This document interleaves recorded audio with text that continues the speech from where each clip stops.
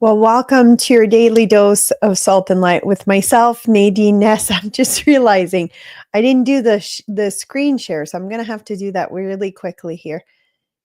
Anyways, thanks for joining us. Let me know where you're watching from.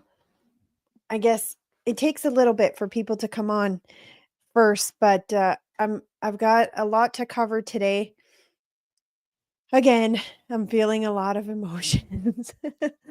I'm salty yet again.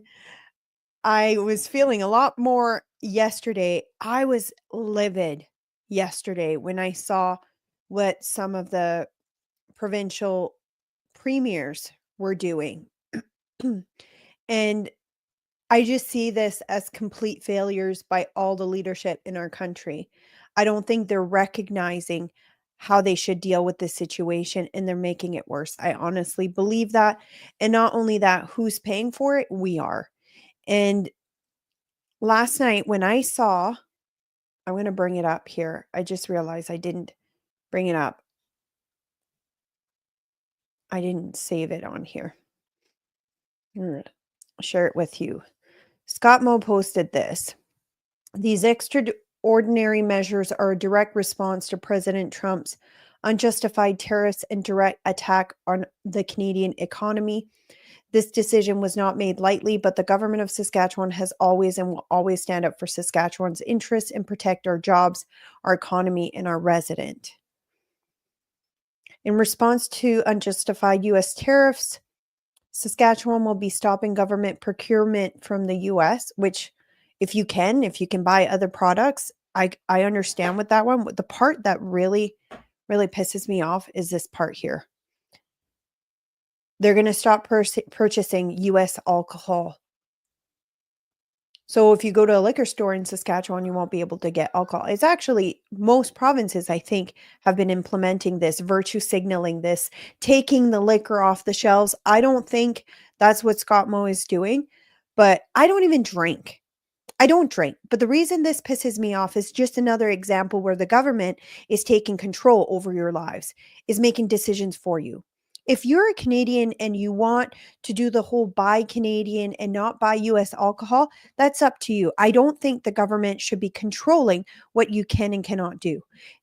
They can put tariffs on it, but they're not even doing that. They're completely taking the option away from you. They're completely controlling you yet again. And it pissed me off so much because it reminded me of exactly what they did during COVID.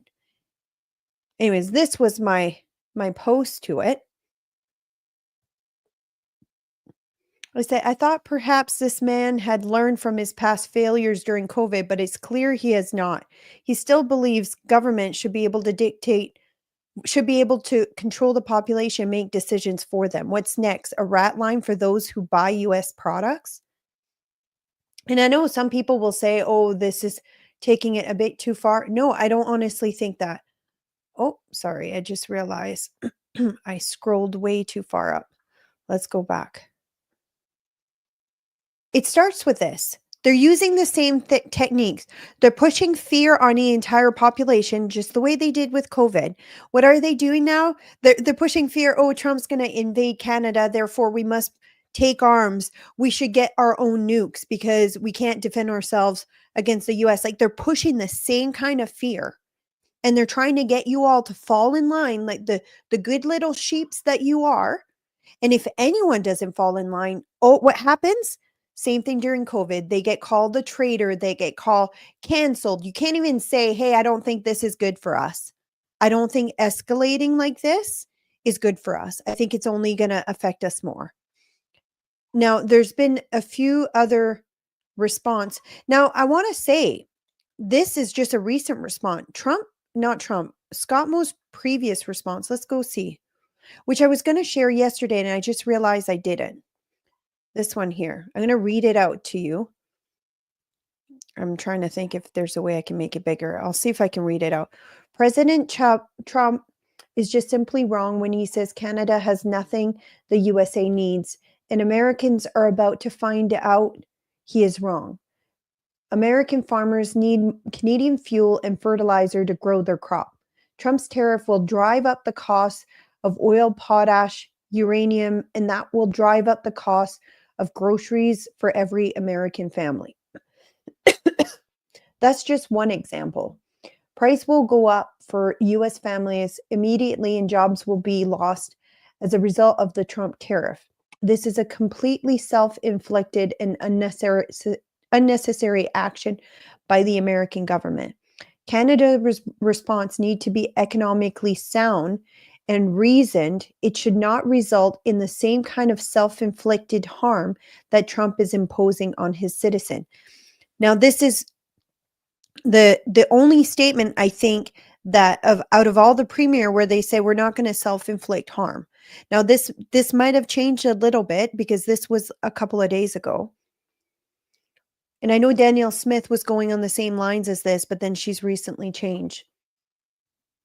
To that end, our government is carefully considering Saskatchewan's response. Cabinet will meet tomorrow to consider all costs.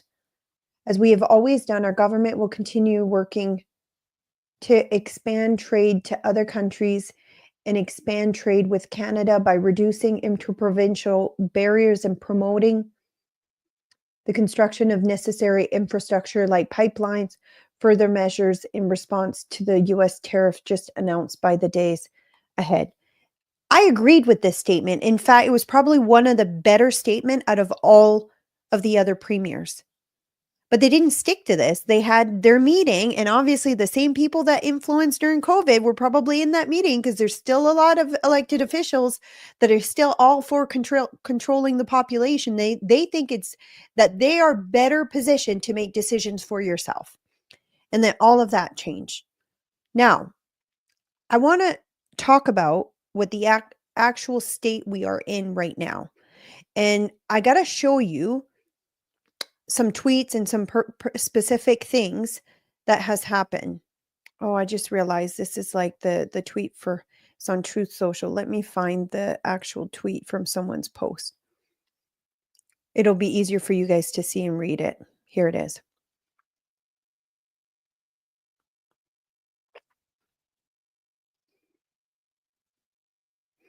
So this was Trump on Truth Social this morning. After speaking with President Claudia Sheinbaum of Mexico, I think Sheinbaum, I don't know if I'm saying it properly. I have agreed that Mexico will not require to pay tariffs on anything that falls under the USMCA agreement. This agreement is until April 2nd.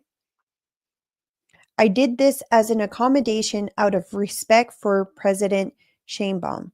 Our relationship has been a very good one, and we are working hard together on the border, both in terms of stopping illegal aliens from entering the United States and likewise stopping fentanyl.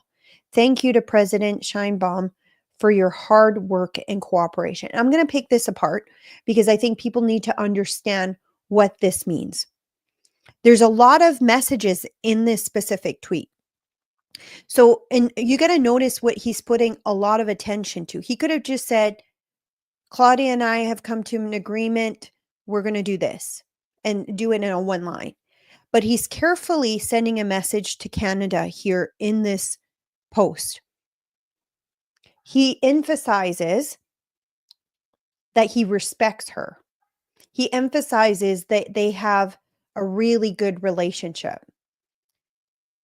He emphasizing how they're working hard together on the border in terms of stopping illegal aliens and likewise stopping fentanyl.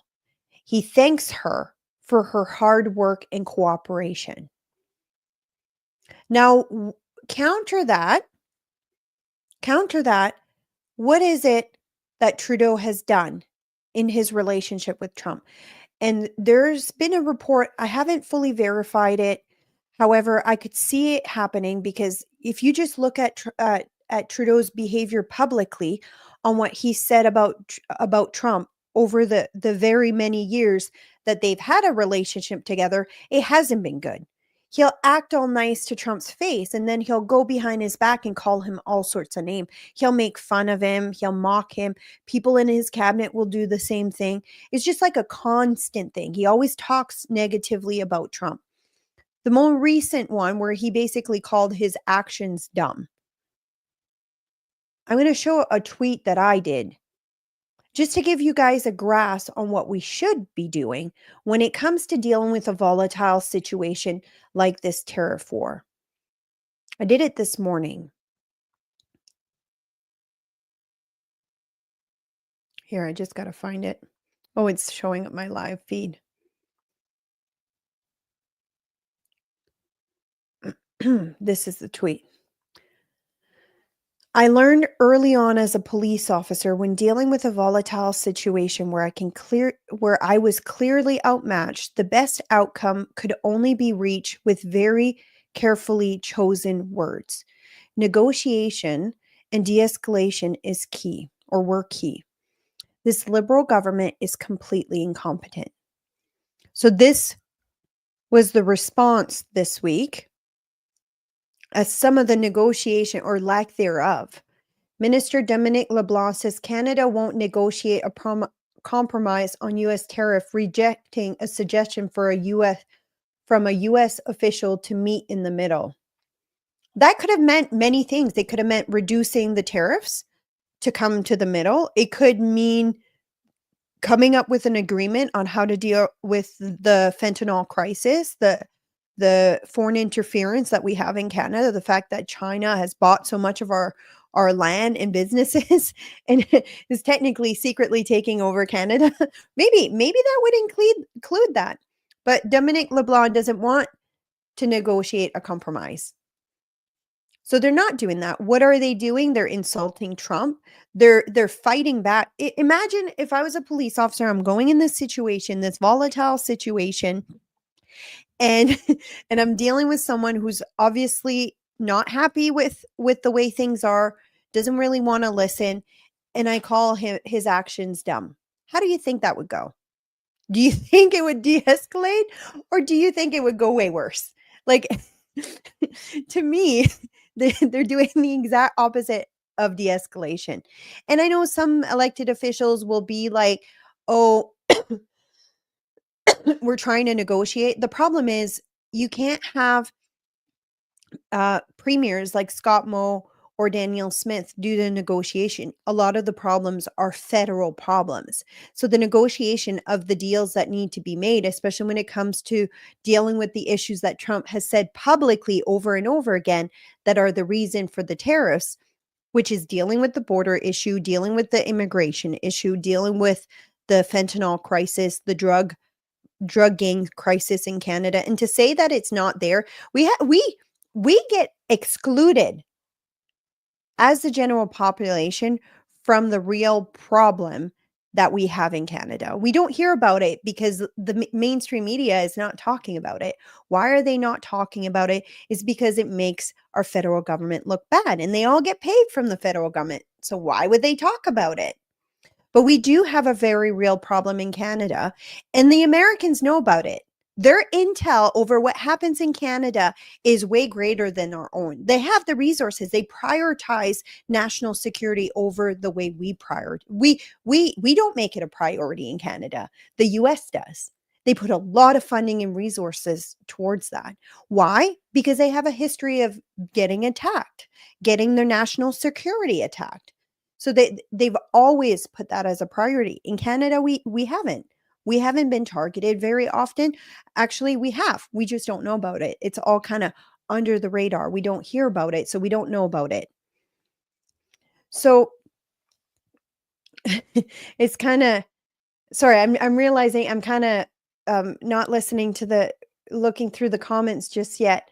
Crown Royal said, "I get why you only have 11 people watching. You just don't get it." You're free to go. Like when you comment on my stuff like that, it just helps me get before more people. I am not Trump fan, but I do agree that Trudeau is going about this the wrong way. No, exactly. And by the way, Crown Royal, I have 317 people watching so far. Only 11 on YouTube. So YouTube doesn't like to show my stuff. So it's not a surprise. What else do I have here? Oh, I'll talk about the other stuff later. But I want to talk about that phone conversation with Trump and Trudeau that occurred yesterday. I'll have to do the big screen here.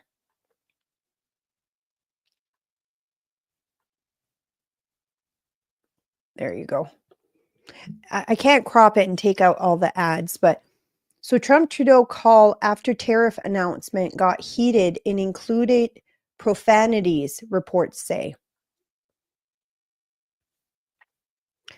President Donald Trump and Prime Minister Justin Trudeau's relationship continued to sour, with the pair having a heated phone call after the Canadian leader announced retaliatory tariffs against the US, according to a new report. I don't know what that report is. I'm going to see if I can find it after. Trump Trudeau spoke Wednesday, a day after the prime minister said he was implementing 25% tariff on some American exports after the president's sweeping levies came into effect. The call, which Trump told reporters was somewhat friendly. Remember yesterday? Let's go find that tweet. I'm just going to find it here.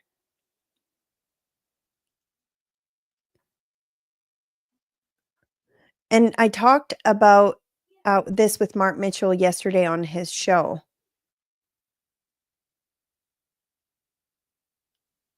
Oh, this is a new tweet from Trump.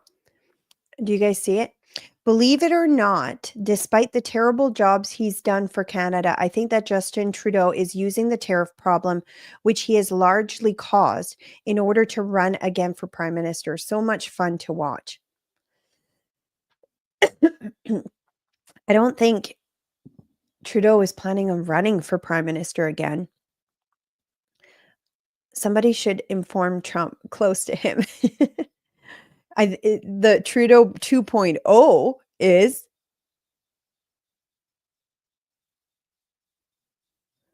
I'm just going to see the other one. I got to find it. Where is it? Here. While I look, I'll just do it this way. Okay, here it is.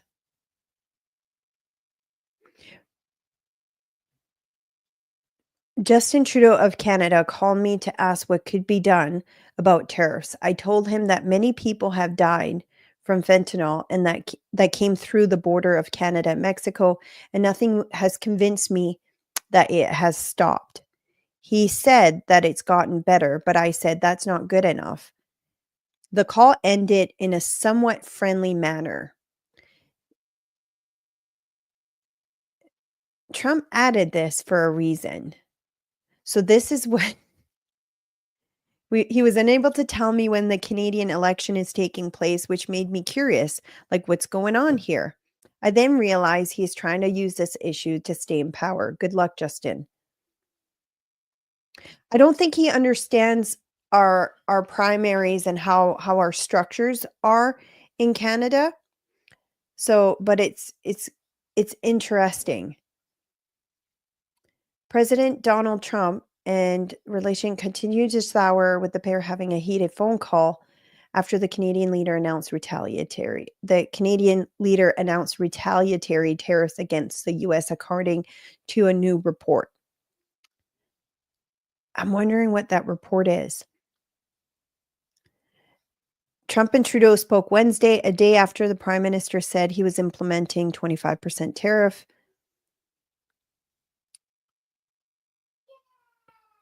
Which Trump and then they kind of talk about where Trump says was a somewhat friendly call, was in fact heated and profanity laden, the Wall Street Journal reports. Oh, I'm gonna click on that after. Actually, I'll click on it right now. I didn't see that. We'll see if it'll let me watch it. Sometimes they How talks to avert tariffs on Mexico and Canada fell apart. Officials from both countries shuttled to Washington to plead their case to Trump's aides and advisors. So this was March 6th.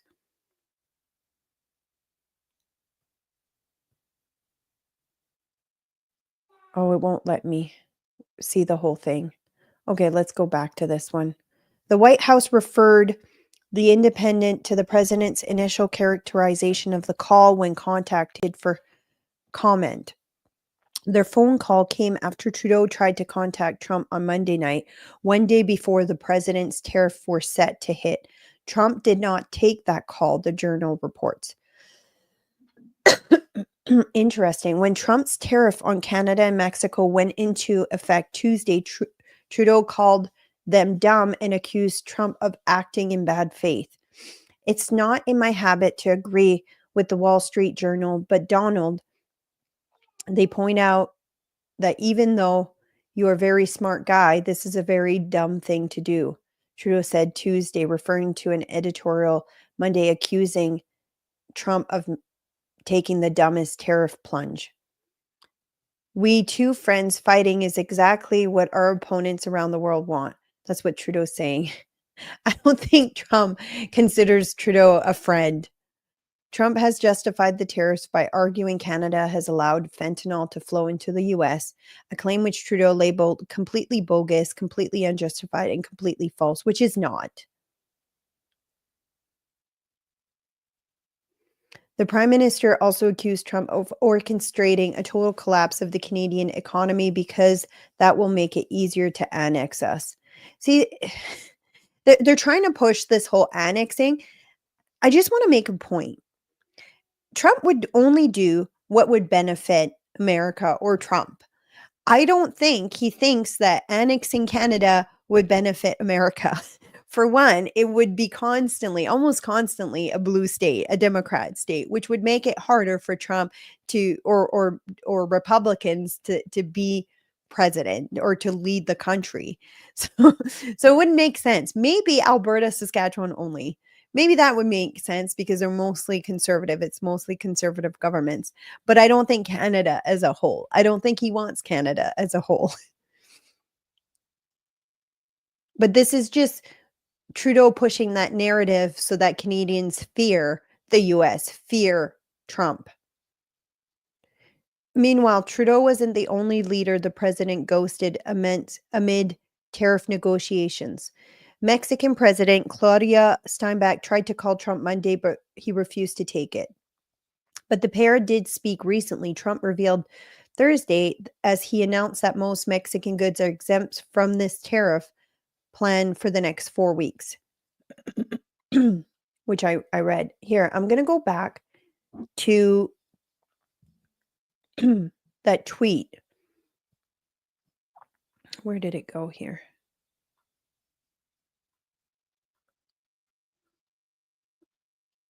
I wanted the example of the tweet. I might just bring it up here. I'll bring it up on that screen. Now, there's a carefully worded sentence as well. We'll go back up to the one he did about the where are we going?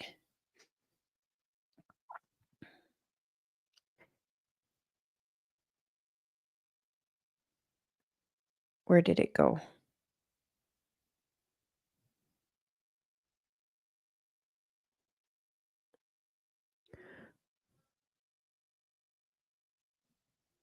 I don't see it now. There is a tweet explaining this. This one here.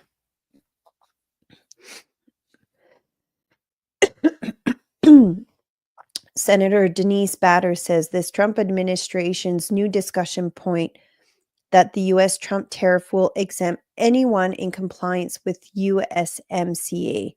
By imposing these unjustified Trump tariffs on Canada, the U.S. is not in compliance with USMCA. But see, the thing is, are we in compliance with the USMCA? It applies to everyone in compliance with the USMCA. Now, I have a copy of what that is. This is a post. Let's see if I can bring it up. USMCA breaches and tariff. The United States-Mexico-Canada Agreement aims to promote free trade and economic cooperation among the three nations. However, organized crime and border security breach can compromise the agreement's effectiveness and lead to imposition of tariffs. I just realized this is not showing up properly on your screen. There you go.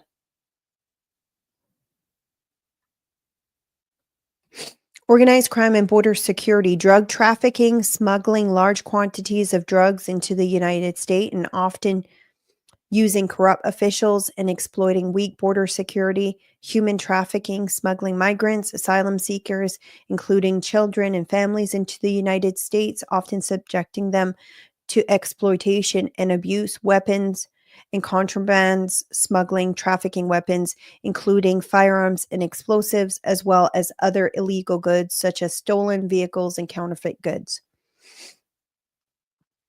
Now, there's two of them here. Oh, I can't make it bigger. Article 28.10 of the USMCA specifically addresses the issue of illicit drugs and border security. The article requires each party to take actions to prevent the smuggling of illicit drugs and cooperate with each other to prevent the diversions of goods, including illicit drugs, into or through their territories. The agreement also establishes a mechanism for the parties to consult and cooperate on issues related to drug trafficking and border security. Breaches of the agreement. If a party fails to comply with the obligations outlined in 28.10, including those related to border security and illicit drugs, the other parties may take retaliatory measures, including imposing tariffs. The USMCA provides for a dispute settlement mechanism to address breaches of the agreement, which include consultation, mediation, and arbitration. In the event of a breach, USMCA allows for the imposition of tariffs on goods originating from the non-compliant party. For example, if Mexico fails effectively to address drug trafficking and border security, the United States could impose tariff on Mexican goods entering the U.S. market. Similarly, if Canada fails to meet these obligations, the U.S. could impose tariffs on Canadian goods. Now, the question is this actually happening? Because we know Trump and his administration has been talking about this before the tariffs were even imposed. And there's a lot of people who are saying it's not. But there are some experts who have been raising the alarm bells on this happening for a really long time. One of those experts is Sam Cooper, which I had on my show a few weeks ago. So it would have been maybe over a month ago. So I'm going to look up just quickly what he's been posting about more recently. This is we'll just go through his timeline of things he's been posting. Exclusive. If you follow him at the Bureau, he also wrote a book called Willful Blindness that talks about foreign interference and gang and drug related issues. This is an article, Trade-Based Money Laundering is a Fentanyl Crisis. Sources expose Chinese, Mexican, Canadian crime convergence. And this is another post he made I honestly don't know if this is a drug war or a trade war. What I do know is the average Canadian has absolutely no idea how penetrated our banks, housing, and institutions are by organized crime. But the U.S. military and police and intelligence know and are deeply concerned. So let's watch this video. Where the president is extraordinary. I've got to switch screens so you guys can hear it.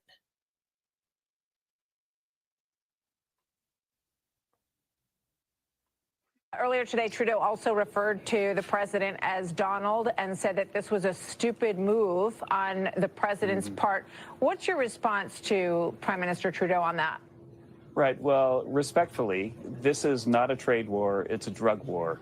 And with all of the intelligence that we've been gathering from our intelligence agencies and our investigative people at the FBI and elsewhere, the president is extraordinarily disappointed in the actions the Canadians and Mexicans have taken to fight the drug war. Make no mistake, in 2023, Canada, which claims it's an innocent party, we found increased fentanyl seizures by 2,000% in 2023. And in Mexico, we know that the cartels operate basically without inspection by government or police officials because they're probably very often, especially in some regions, controlled by the cartels.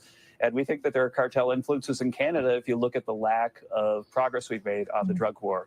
Make no mistake that more than 100,000 people died from this last year, and the chemicals that are being shipped here are coming from China. And so these people are killing Americans more than the Vietnam War. And when our intelligence agencies look at the actions that they're taking, they feel like they're not enough, that they're not trying hard enough. And that's why this is here. So let's go back here to see what else. Sam Cooper says, people want to understand why Canada is deemed part of the fentanyl supply chain, but they are relying on politicized GM or government media or CBC reporting that consist of Google searches and seizure data that really explains nothing of the complexity of global trade based on money laundering. Stay tuned.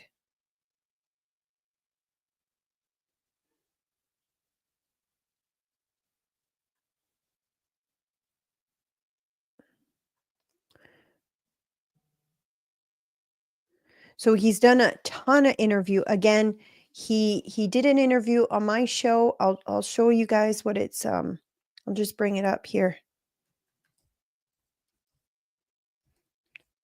I'll see if I can add it in the comments. I'm just bringing it up on YouTube, but it's also in my highlights on Twitter. I have to move over because my camera's in the way. So I'll just share with you guys the date. Here it is. It was streamed a month ago. A lot of people. Here you go. The shocking truth on why Trump demands Trudeau secure the border and fight fentanyl with Sam Cooper. So this was, does it say the date? No, it doesn't. It just says a month ago. Oh, February 4th. So if you were looking for a video, that would be a good one to watch. He's done a lot of new ones since that I think have even more new information because he's constantly getting new information. And I think the reason that is, I think he's getting a lot of intel as well from all these sources because now he's the go-to guy that talks about this.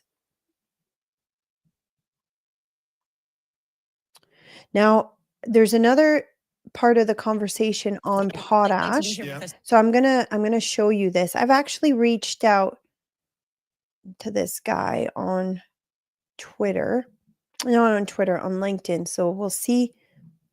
But I want to share it with you. And I like his rationale too and what he's explaining. He's making a lot of common sense. This morning, so I appreciate it. Thank you. Well, thank you. It's great to be here. First of all, I think when people see the Globe and Mail, they may not know about potash, but when the Globe and Mail has a full color picture and calls it pink gold, people pay attention. What makes it such a vital and irreplaceable ingredient for food production? But think of it as the basis of most food. Yeah. Right. So it's fertilizer. So go to your bag in the garage or your Miracle-Gro thing. Yeah. There's 3 numbers on it. The third number is the potash content. Right. So half of the world's food supply is directly attributable to fertilizer. So fertilizer is food, right? Yeah. Potash is fertilizer. Then there's only 2 places in the world to really get it. Here in Canada, Saskatchewan, hello. Yes. And you're from Shaunavon. My sister was born in Lanigan, and my family lived in Shaunavon. Well, there's a potash mine in Lanigan. So anyway, it's either there, right, or Belarus and Russia. Wow. And so you only have 2 choices for any sizable production. And this is why it is such a valuable export for Canada. In 2023, the U.S. produced about 400,000 tons of potash, but they consumed 5.3 million tons of it. Yeah. So what does its capacity to produce potash domestically look like? And I ask that because President Trump has talked about, I want automakers in the U.S., I want things made in the U.S. so that we're not importing from places like Canada, but can they? Well, if the potash deposits are laid down by a dissolving sea, right? Okay. So you kind of know where they are. There's only 2 real big basins in the world that are substantial. So that's part one. The other thing is our members build potash mines, right? We're the people that do that. It takes a decade to build one of these things, and it costs, what, over $10 billion. Look at BHP right now, building the world's largest, this big potash mine in Saskatchewan. Well, it's over $10 billion, and it's taking a decade to do it. You got to basically dig build an upside down skyscraper that's a kilometer in. Wow. You got to build 2 of them and then connect them because now you're just standing in a tube, and then you got to build underground like a town. Yeah. All that has to go in place. Then you can produce. So this isn't a quick fix, even if they had the deposits. Yeah, because we've got it and we've got it ready to go. Yeah. So then it really puts Saskatchewan in a really key position when we're talking about trade war and negotiations and having some leverage. Yeah. But it also means that you're slapped with 25% tariffs in this industry.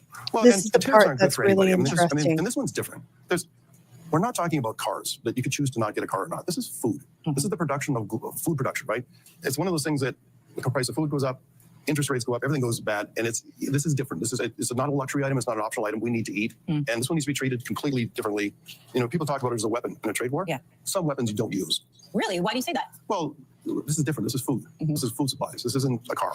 When President Trump gave his speech last night, he talked directly to American farmers, and he said, look, there's going to be a little bit of for the next little bit. I imagine part of that is talking about the difficulty or the expense in getting potash to grow their food. Well, the people that talk about the little more than on the intricacies of that would be the mining companies themselves. They know that stuff. But the simple logic is if the price of the fertilizer goes up that much, yeah, food prices go up. Everything goes up, and it's food. If you think that it's a weapon that shouldn't be used, what should we do with this kind of leverage then? Well, I think that is the tricky one. I think that's the one that the senior people at Nutrient and Mosaic are currently producing, or perhaps even BHP is looking at producing. They meet with government and they figure this one out because it's a delicate one because this isn't an option. You and I both know that has worked in the past, but we are dealing with an entirely different set of rules. And Look we at know how that it much doesn't matter he's what trying to conversations happen with the push. governors across the border. Yeah. What comes out of the White House is what happens. So then what conversation needs to have at the White House level? Well, I think that there's just a reminder of the narrative I just told you. This is food. And I think once that gets clarified and understood, and then the cost to farmers and the lack of options, I think things will sort themselves out almost. It's one of those things that it may be a lever you don't even have to use. Listen, as a young woman who grew up in the Pilsner Triangle, I cannot. When it doesn't affect them or they think it doesn't affect them, well, this wouldn't affect this lady because she's not from the States. But I'm glad this guy keeps saying there's weapons in war that you don't use, and stopping people from being able to access food is one of them. And I think I'm glad he keeps pushing that point forward. But it's interesting to see how she keeps pressing on it. Well, why not? Why not? Kind of thing. It's interesting to see their narrative. What else do I have here? Now this is measures, support measures. Another premier, left-leaning premier. Well, at this point, they're all acting like left-leaning premiers. But here's another one for New Brunswick. Fact, you did introduce a number of measures yesterday, some funding measures, support measures, but also measures that hits back on the United States. For example, New Brunswick no longer doing business with the U.S., stopping the sale of American alcohol in provincial liquor stores. What else are you considering at this point? Well, everything's on the table, and there are some more drastic options that we're looking at. Obviously, New Brunswick provides electricity to Maine and companies and organizations in our neighboring states. We obviously are a big provider of fuel, whether it's home heating oil or gasoline, to a good 80% of New England and the eastern. So I just want to add to the fuel that they provide is not Canadian fuel. It's processed in Canada, but it's not Canadian fuel. The fuel that they get is not from Alberta. It's from the Middle East. And more recently, they've been buying fuel or oil and gas. I think it's just oil from Russia. $200 million worth. So they're talking about fighting back and cutting down fuel. It's not even Canadian made fuel. It's Canadian processed fuel. But yeah, in cutting off electricity, you'd have to shut down the plants. You know who else that affects? New Brunswick people. This to me is so insane that they're considering these things. They're not even looking at what is that going to do to New Brunswick? What is that going to do to Canadian resident? They're just huffing and puffing. They don't have the cards. They're extremely outmatched, and they're fighting like they're 6'2", 250 pounds, when in reality, he's not even 5 foot tall and 100 pounds soaking wet. Like, you don't have the cards. You shouldn't be acting like this in this situation. I'm just going to go through some comments. There were some really good ones at the top here. Noonlink says, Noonick says, this government is so frustrating. They keep digging us in a deeper hole. Jonathan Grande is watching from Edmonton.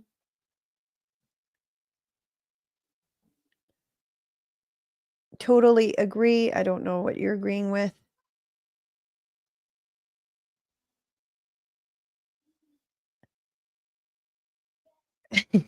Crown Royal keeps like insulting, but yeah, he keeps staying and commenting.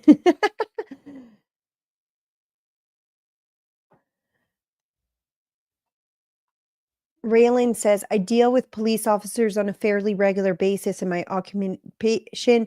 They all say the same thing. Drugs are a major issue in Canada. It goes largely unreported. It's true. Well, and at the same time, like, how can you not think we have a drug problem? How many thousands of fentanyl overdose deaths do we have in Canada? In Saskatoon last weekend, there was 27 in one night. Like, to say we don't have a problem is completely idiotic. The numbers and the data speaks for itself. Lori says, keep bringing it. People don't want to know the truth. Trudeau will use this to stay in power. Canadian Girl CA says, our government is giving fentanyl away for free with safe supplies. You don't think the US doesn't know this? Not only is it giving it away, there's vending machines for smoke pipes, for Pete's sake, in BC. Like, they are giving it away for free. I wouldn't put it past Trudeau to try and remain in power.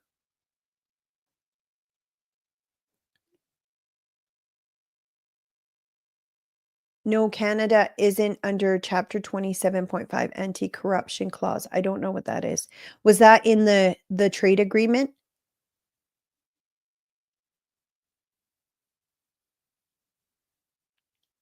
Jonathan says, agreed. I think he's intentionally screwing up as a power grab, either for himself or Carney.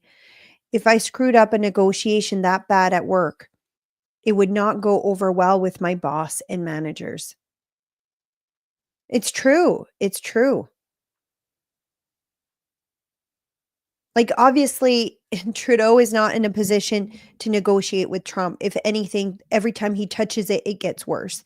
I don't think Mark Carney is going to be any better. I think the only hope might be Pierre. And even then, Trump has said some negative things about Pierre, but maybe that's all in the plans. Maybe that's like him playing 4D chess.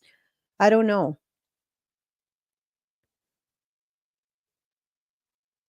I'm going to play that video later, but...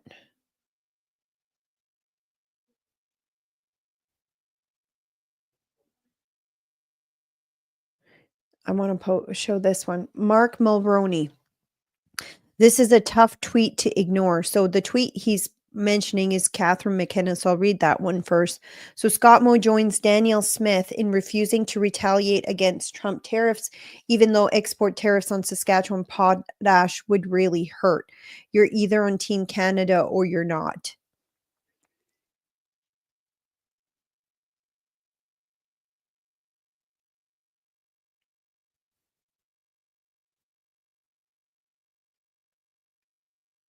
What's she talking about, export tariffs?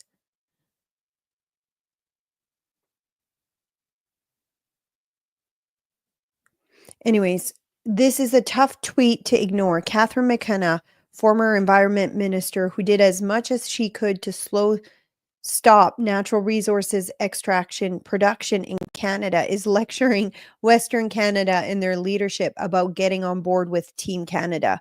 Where was Team Canada over the last 10 years?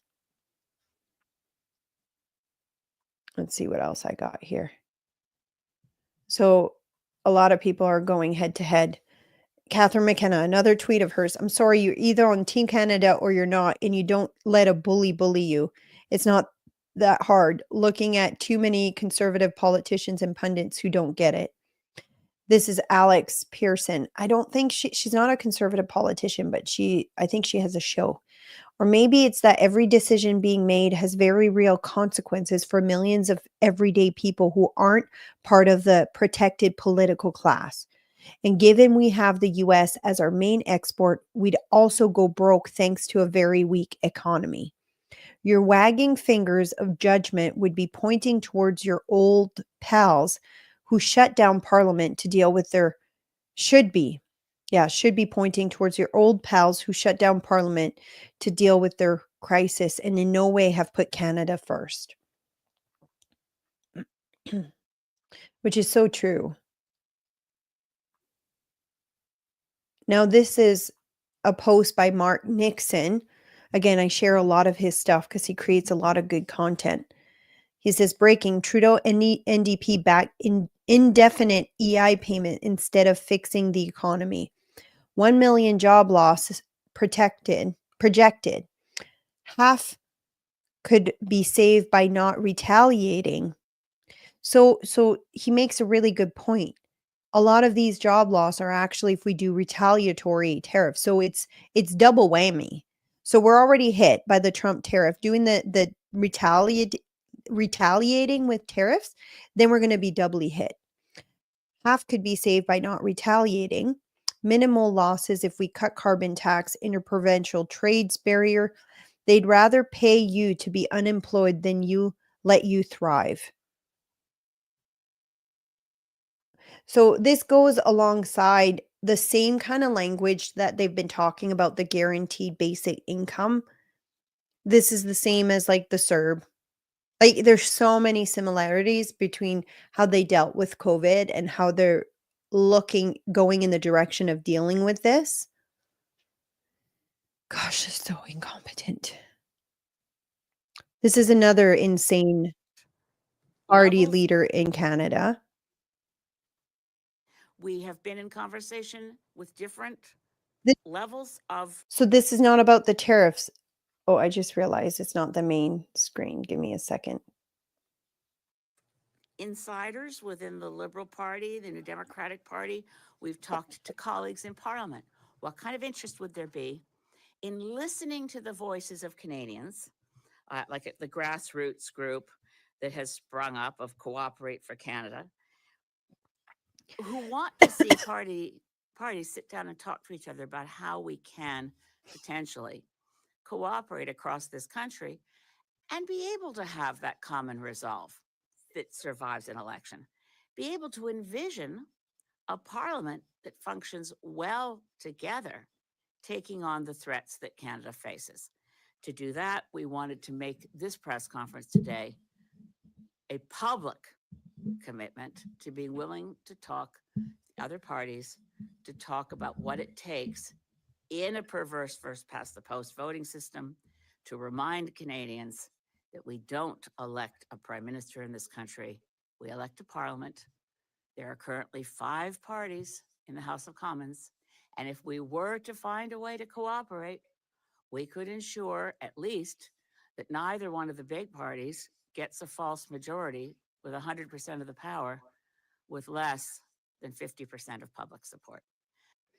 So what she's suggesting is that they're going to cooperate during the election and run some and not other candidates in specific riding. So I think this happened, was it in France, in Europe they did that? A couple of the lefty parties ran some candidate in some riding, some in not. They cooperated ahead of time. So she's trying to undermine our democratic process to make sure we don't get a conservative government.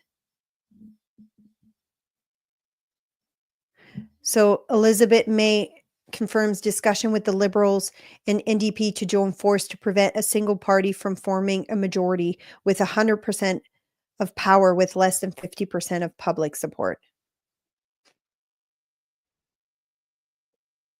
How do you think that's going to go with the general public?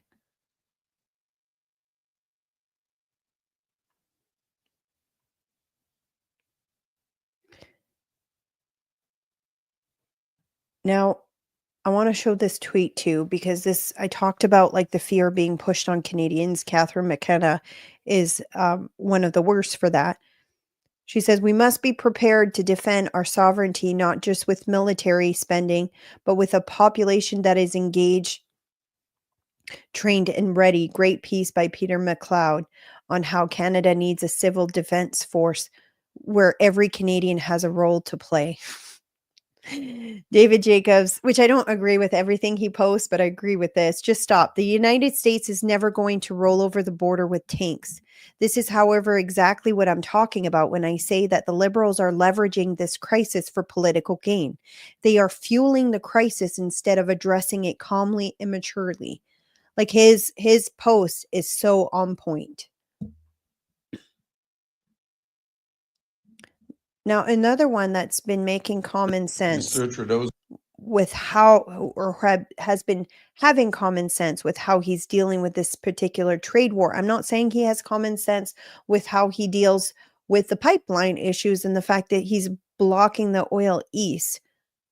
But government is I'm going to play this over. and we'll talk He about it. must acknowledge that and act accordingly. I believe that the departure of is so important ally, Minister of Finances, Vice First Minister, Prime Minister, is the end of this government. And that at the latest in the beginning of 2025, the Prime Minister should go to the General Governor and ask for the dissolution of the Parliament in order for Quebecers and Canadians to compose a new Parliament that will have the mandate to deal with the real crisis at hand, which is the most important crisis in terms of diplomacy and trade between Canada and the United States in recent history. Somebody needs a mandate, and it goes through a new party. Mr. Trudeau's government is over. So he's calling for an election. I think that should be every government officials that aren't the Liberals right now should be doing the exact same thing, even provincial ones. It's clear Trudeau has soured the relationship with Trump, and it's keeping this in. I'm just looking to see. Now there's another exchange. I'm going to show Doug Ford, which I think he's a complete failure at leading Ontario. 3.2 million Canadians go to Florida every single year. They own $30 billion, with a B, $1 billion worth of real estate. They pay $1 billion of taxes, and they spend approximately $10 billion. And guess what Governor DeSantis says? Well, they'll still come down. And I'm sure they will. But what an attitude. You know, what an attitude. He should be grateful 3.2 million Canadians come down there. And again, I'm not blaming the people, the residents of Florida. They're great people. And I'm not telling people don't travel or anything. But when you're in Canada, do your very best, very, very best to buy Canadian products. And as well, in my next press conference, I'll come out with all the cars that we manufacture right here in Ontario, through Toyota, through Honda, through General Motors. I know Stellantis is retooling, as well as Ford. And Volkswagen, we want to continue moving forward, building the largest battery. 3.2 million Canadians go to Florida. 3.2 million. You know what I do know? Those 3.2 million Canadians are probably pissed off that our Canadian dollar is complete crap. So when you go to the US, you have to spend your money. Everything costs a lot more because the Canadian dollar is really poor. But it's funny. He says, I'm not telling you not to go there. Justin Trudeau is. The Liberal parties are.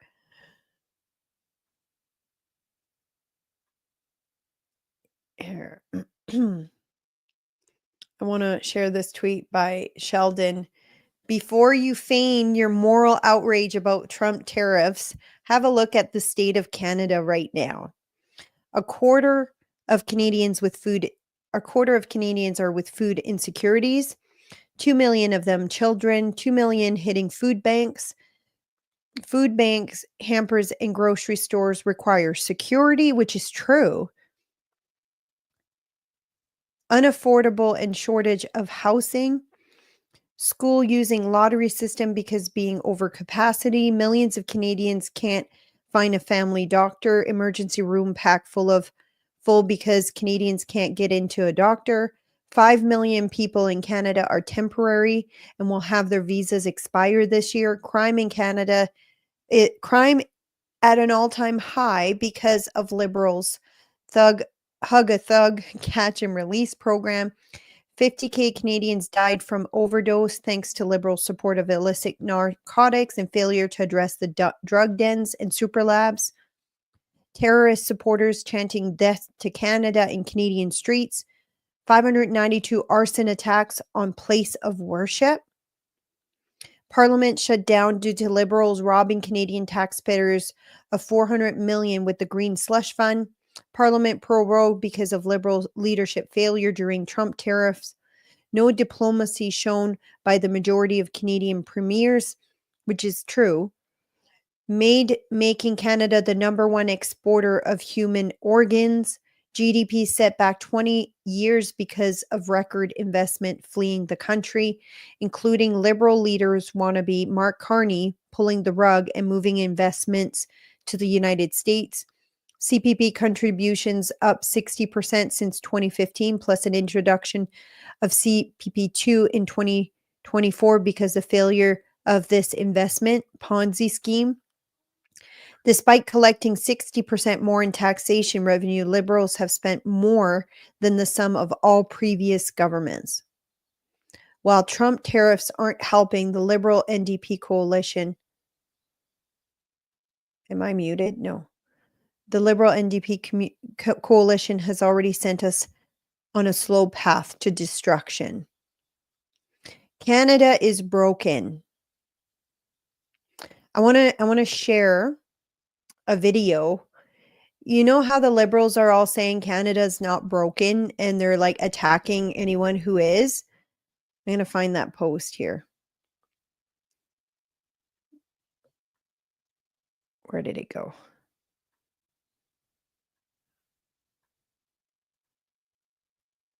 I got to find it.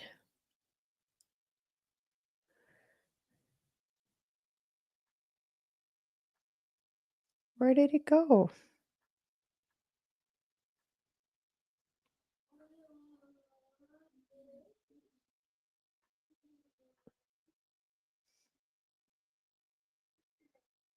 Well, I have the video, but I don't have the post where Trudeau is calling. I'll play the video anyways. Oh, it's going to be hard to watch. This place belongs to all Canadians. So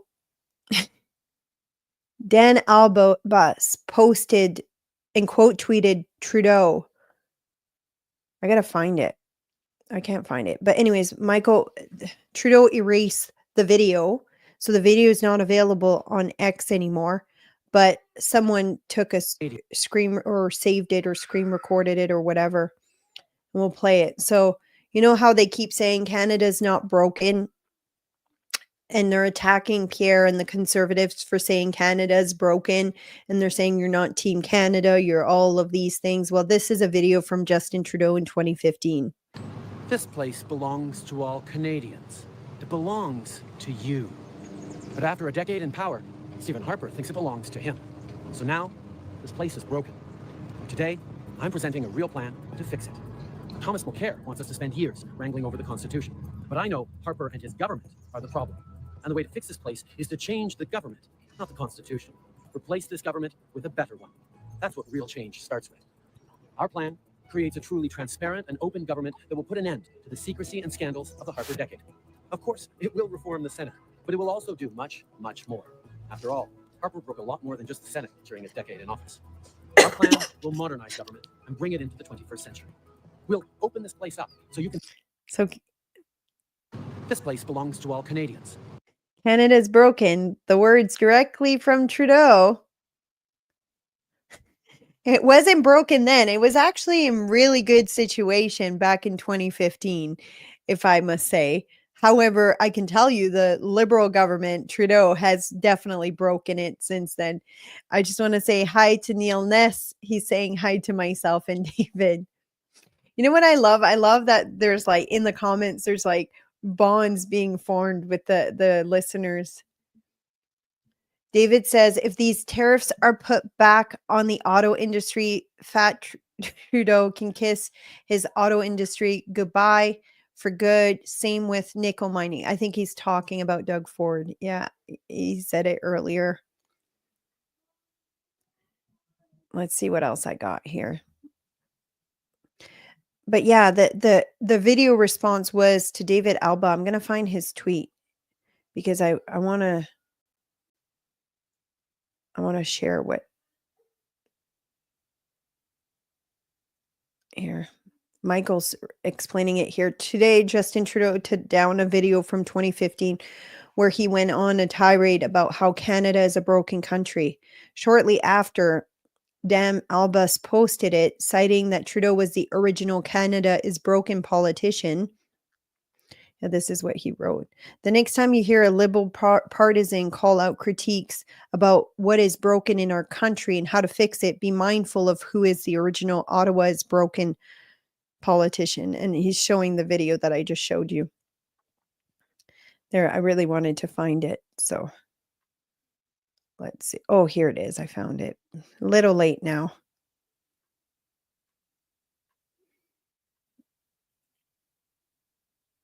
I think I played this video already. Yeah, it's 34 seconds long. Now I want to play this video too. And then I'm going to see if there's any updates. So this was a press release. This would have been March 5th, so yesterday.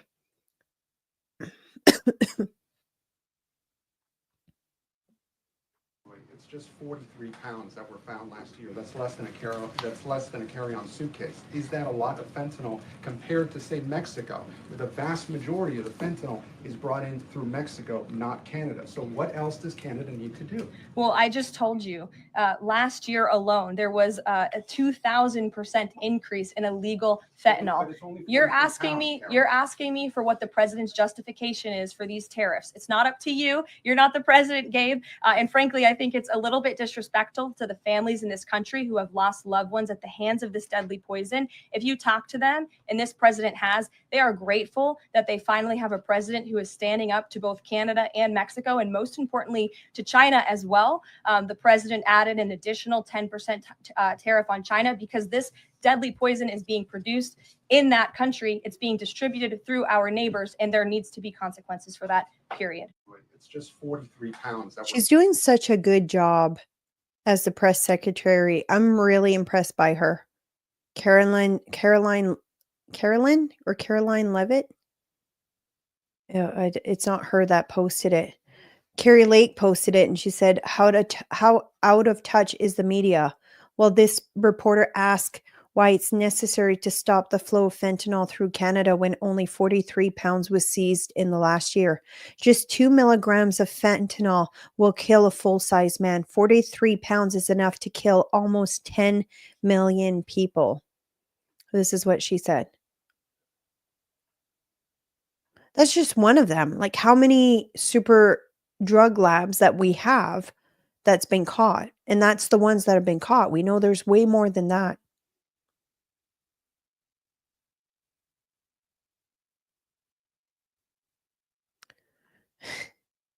And White Rabbit Warrior says, do Canadians actually understand how tariff works? The tariffs they're adding onto U.S. products won't hurt them. They'll hurt us. It's a punishment tax, and they're adding it on the other punishment tax. This will only make the cost of living higher in Canada. I don't think many people understand this. Let's see what else I got here. Now, someone said in the comment, I'm just trying to find here. We were talking about the part of the USMCA breaches and tariff, but the part that you were mentioning was a different number than this one. It's 28.10. The number you listed is a different one. I'm just trying to find your comment here. Give me a second.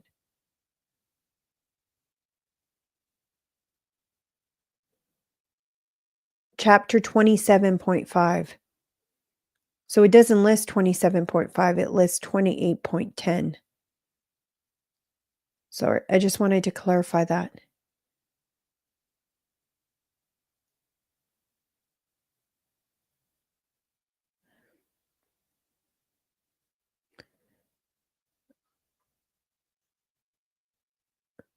It's like when the reporter told JD Vance gang members only took over 2 or 3 apartment complaints. Yeah, I remember that. And he's like, "Do you even hear yourself? They only took 2 or 3 apartment complex? Do you hear yourself?" But that's what I'm saying. The mainstream media are so like dead set in their narrative. Like it's like their brain is malfunctioning. Like to say, "Oh, it's only 43 kilogram." Enough to kill 10 million people. It was only that much.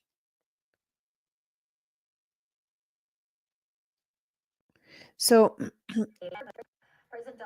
I want to talk about this is a video I'll share, but it's somebody recording a video from the TV. So I don't know if the quality will be super good, but let's see. President Donald Trump putting out a truth saying after a call with Mexico's president, they won't have to pay for tariffs for anything that falls under the USMCA agreement.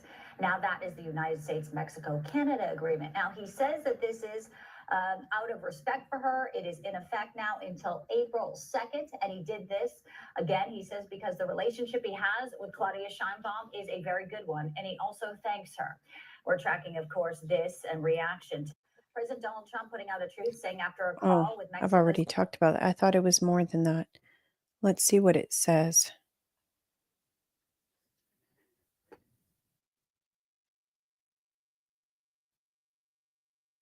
Oh, this is the tweet. Is there any, like with the video, is there any question as to why POTUS has paused tariffs until April 2nd on Mexico? Listen to what he said. As part of the USMCA, out of respect for her. Gee, he doesn't sound like a dictator the left portrays him to be. But he's not saying that out of Canada. So far, I haven't seen the same thing announced out of Canada other than this video here. So we're going to play it. Where not Trump is not the one announcing it. It's this other guy. He's talking about it. But let's see what he has to say. It's been a bit of a roller coaster. So we'll start with the latest news, which is the breathing room that President Trump is giving to the automakers a month now for those tariffs on Mexico and Canada. Why 1 month and why just the automakers? So it's not likely to be just the automakers. I mean, the president is going to decide this today, but he's talking about it. But I think it's likely that it will cover all USMCA compliant goods and services. So that which is part of President Trump's deal with Canada and Mexico are likely to get an exemption from these tariffs now.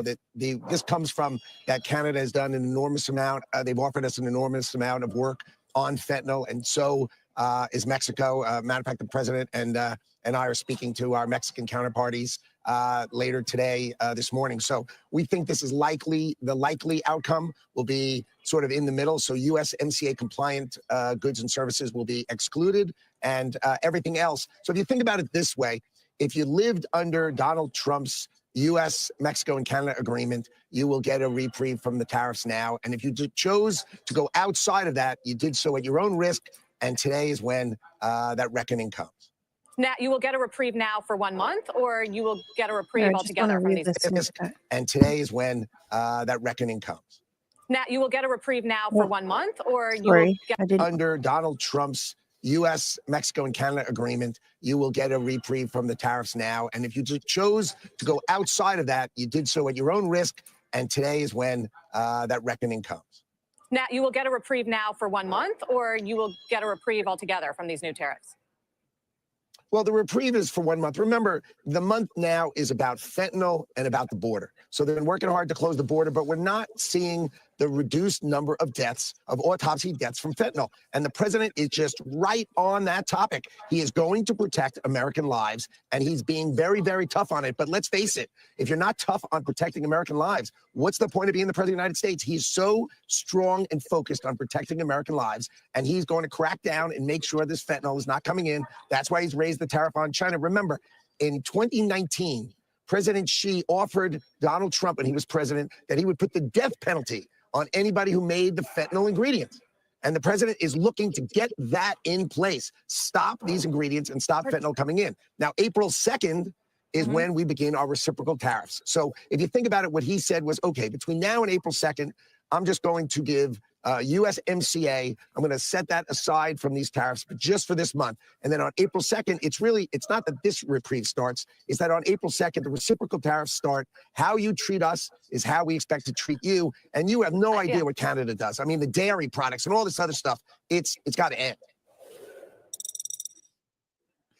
What I'm curious as to, because this is changing so much, how is this being, like, how are the tariffs being imposed? Like, who's doing all the calculations on what it is? I'm curious at how that's being handled. Because if it's changing so much, that would make it really difficult for like businesses. Or is it just being handled at the border? Is it the border that's dealing with the tariffs? Like, I'm just not sure. How is it being charged? I'm curious. I'm going to see if there's any new update. I ran out of stuff to talk about.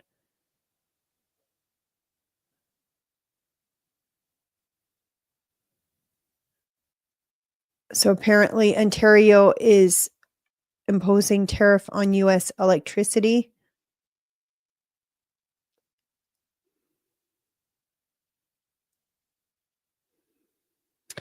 If they're imposing tariff on U.S. electricity, doesn't that mean electricity coming from the U.S.?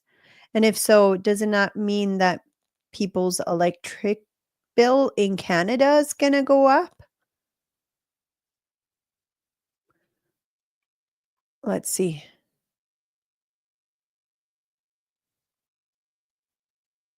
Oh, a 25% tariff will be applied to electricity exports to Michigan.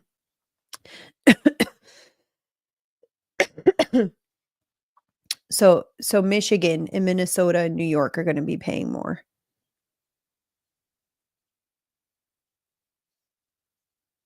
I'm just reading. Sorry, I should show you guys what I'm reading.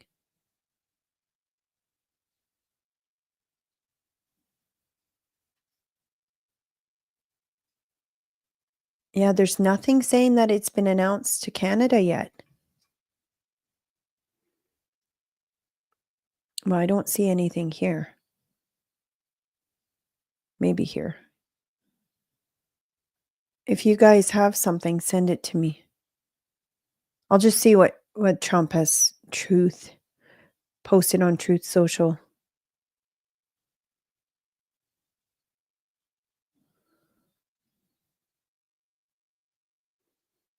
No, I don't see anything. Interesting. Anyways, I forgot to say when this episode started. I totally forgot to say.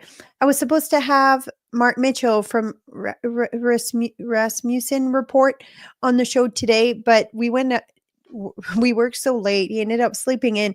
So he asked if we could change it to tomorrow. So he's coming over tomorrow. So that's why it took me a little bit to get the episode going, because I thought I was going to have Mark Mitchell on and we were going to talk about some of the stuff happening in the US. But anyways, he's coming tomorrow. So tomorrow around 12:30ish, maybe probably closer to 12:30.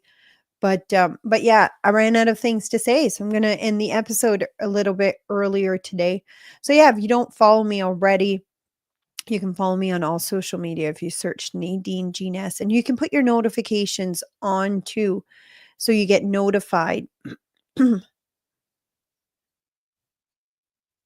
So I was just checking to see if I had comments I forgot to go through.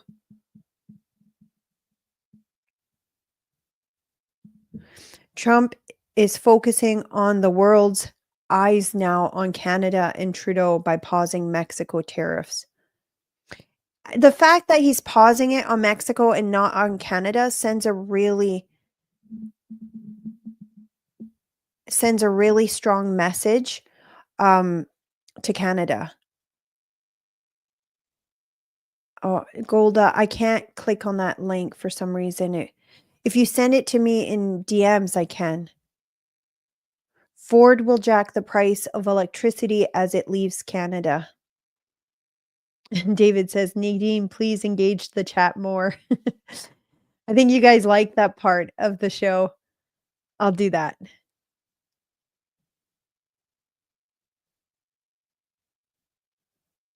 Okay, so GM is saying only difficult when imposed on individual products rather than a blanket tariff. So I think what GM is answering to is I asked the question, how is it being charged? How is it being like processed? Like, is it do each businesses have to do each individual items itself? Because that's a lot of work for something that's changing so much. And David is saying we do, because I said they like the interaction, and I'll do that more. I do have a lot of people commenting, which is fun. It's actually my favorite part of this show. So yeah, I can't even tell how many. One, two. There's probably like a couple hundred comments. So it's really hard to keep track of all of the comments just because there's so much. And I feel like if I'm reading the comments, usually the best time to do it is when I play a video. But then if I'm reading the comments, I'm not listening to the video. So, and then I don't know what to say about the video because I'm not listening to it. So it's hard to kind of figure out all of it at the same time. It'd be great if I had an assistant that could monitor the comment section and then pull up the really interesting ones. So, but Golda, I'll have a look at that DM. If I won't talk about it today, but maybe I'll talk about it tomorrow. Oh, okay, it's an article that you posted, from what I can tell, on the 25% tax on electricity it provides to the US on Monday. And yes, David asked, do you ever engage with Frank Vaughn? Yeah, Frank and I are actually really good friends. He was a guest on my show. Was it last week? Here, I'm just going to go check. Yeah, he came on my show. When was it? Yeah, 3 weeks. Oh my gosh, it's already been 3 weeks ago. I need to get him back on because we need to talk Western separatism. My husband is going to be doing a show as well with me to talk about that. But it won't be tonight. I don't know if it'll be tomorrow. Maybe Saturday. Maybe Friday night would be better because then I don't have to get all ready. It takes a long time for women to get ready to do a show. It's not like men. Men can just like come up, wear a hat, whatever. But women, there's like so much more pressure to be put together, to be taken seriously. And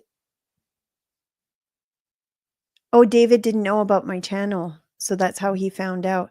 Yeah, I'd love to have him back on. So I'm gonna reach out to him.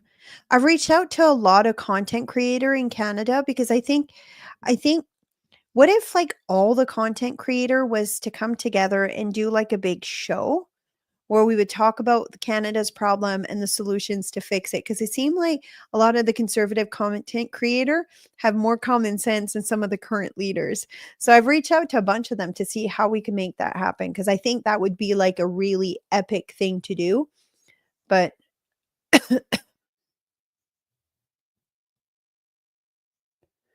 just GM says just allot a portion of your cast to address chat, maybe.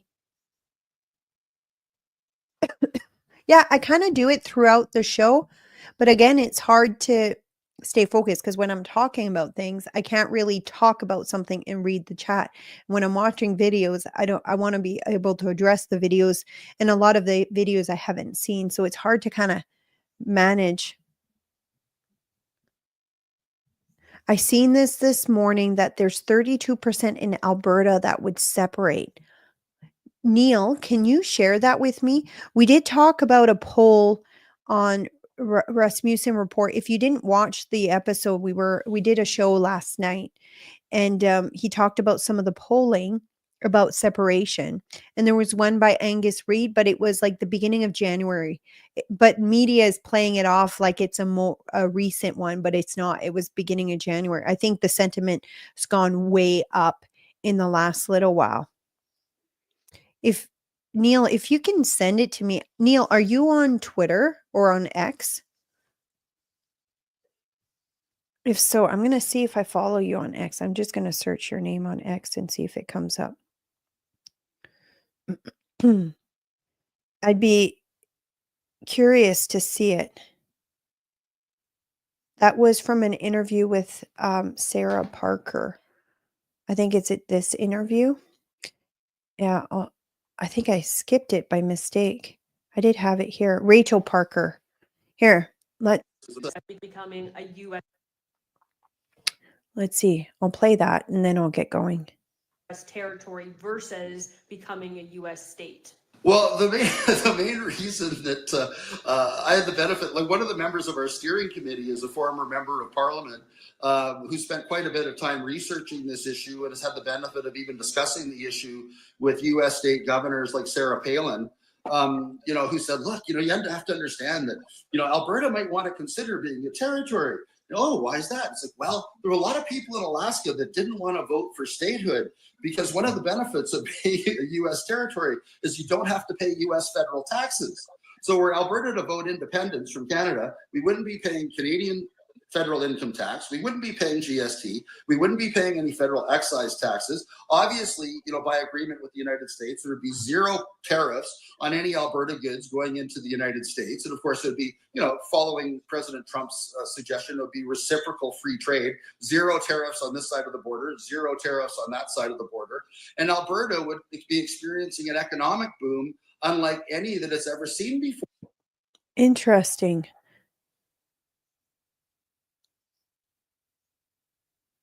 Sarah, so you're saying no, so it wasn't Rachel Parker, it was Sarah Parker? Let's see if I can search it.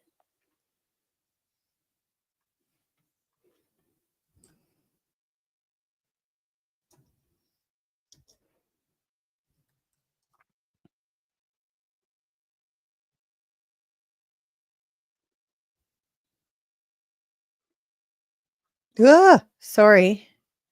Never mind. Don't do a search of a name of someone. Some awful stuff might come up. Oh, I'm glad that you guys weren't seeing it on the screen.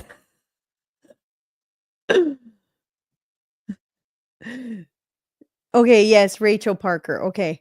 I'm sure the interview was much longer. There was a lot more information. I had Jeff Raff on my show probably more like a month ago. He's been on my show a couple of times, not talking about this. We talked about other things. But anyways, I'm going to let you guys go. I got to go pick up my son from school today. So I've got to leave in like 10 minutes.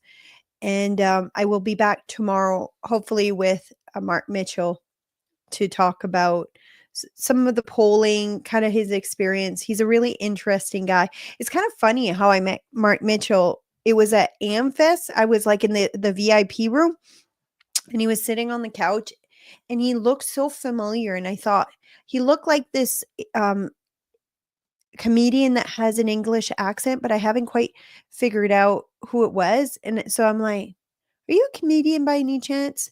You look really familiar. He's like, no, I'm not. I'm like, what do you do? He's like, I'm a pollster. I'm like, oh yeah, that's quite boring. It's not as funny as being a comedian.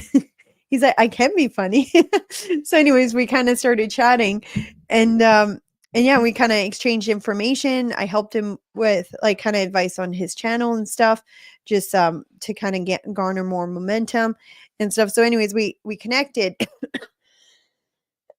We had talked about him coming on my show and me coming on his show, but then we ran into each other again at CPAC in Washington, D.C., and then we hung out a lot.